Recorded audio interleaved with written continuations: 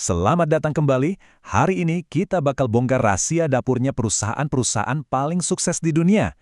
Kita akan lihat sebuah mesin tak kasat mata yang jadi motor penggerak mereka. Namanya akuntansi manajerial.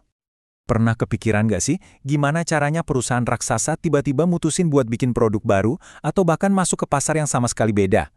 Apa mereka cuma pakai firasat atau tebak-tebakan aja? Jelas enggak, di balik setiap keputusan besar itu ada data, ada wawasan yang spesifik banget. Nah, untuk ngerti informasi macam apa yang mereka pakai, kita harus sadar dulu kalau akuntansi itu bukan cuma satu hal. Akuntansi itu punya dua dunia yang beda banget, dengan tujuan yang juga sama sekali nggak sama. Gini deh bayangin ya, akuntansi keuangan itu kayak rapor resmi perusahaan buat orang luar, buat investor, bank, atau pemerintah. Semuanya harus patuh, harus ikut aturan yang super ketat yang di Indonesia kita sebut SAK. Tapi, akuntansi manajerial, nah ini beda cerita. Ini tuh dashboard rahasia di dalam kokpit, dibuat khusus buat para pilotnya, para manajer yang butuh data real time buat nyetir bisnis ke depan, bukan cuma buat laporan ke pihak luar. Jadi intinya simple banget. Akuntansi manajerial itu ada untuk satu alasan utama. Ngasih amunisi data ke para pemimpin di dalam perusahaan supaya keputusan-keputusan strategis mereka jadi lebih tajam, lebih cepat, dan pastinya lebih cerdas. Oke, kita udah tahu apa itu akuntansi manajerial.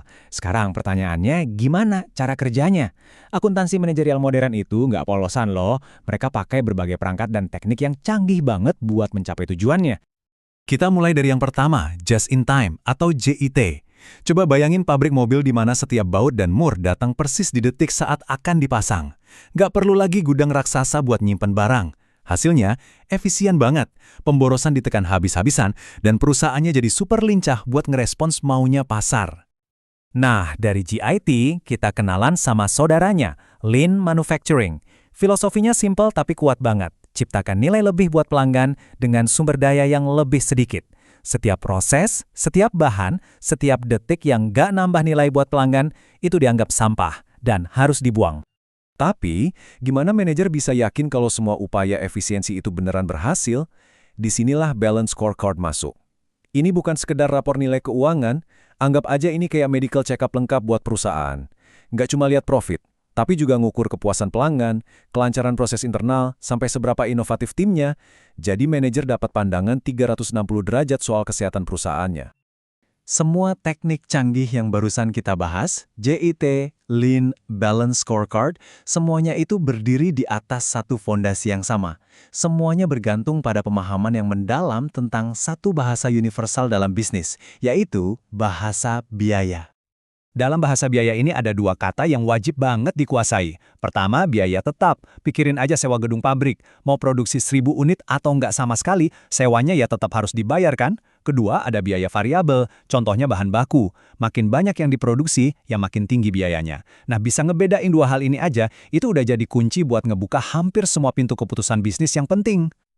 Dan jangan salah, ini taruhannya tinggi banget loh.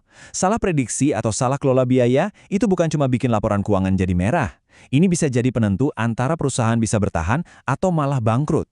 Makanya, menguasai bahasa biaya ini jadi sangat-sangat vital.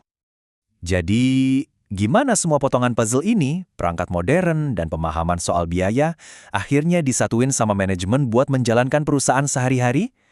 Yuk kita lihat prosesnya. Proses ini tuh kayak siklus yang nggak pernah berhenti. Dimulai dari perencanaan. Di sini mereka pasang target, tentunya berdasarkan data biaya yang akurat. Terus masuk ke tahap pengendalian. Di sini mereka bandingin hasil di lapangan sama rencana awal.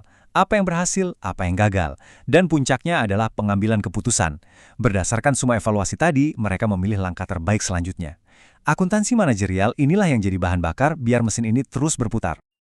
Jadi, pada akhirnya, akuntansi manajerial itu adalah soal transformasi.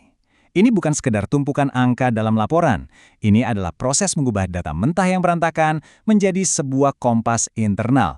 Sebuah kompas presisi yang jadi pemandu bagi para pemimpin untuk mengarungi lautan bisnis yang penuh ketidakpastian. So, lain kali Anda lihat sebuah perusahaan meluncurkan produk inovatif atau tiba-tiba mengubah strateginya, coba ingat mesin tak terlihat di baliknya. Ada dunia akuntansi manajerial yang sedang bekerja mengarahkan setiap langkah mereka. Ini ninggalin satu pertanyaan menarik buat kita semua. Kira-kira informasi rahasia apa ya yang saat ini sedang membentuk masa depan perusahaan-perusahaan yang kita andalkan setiap hari?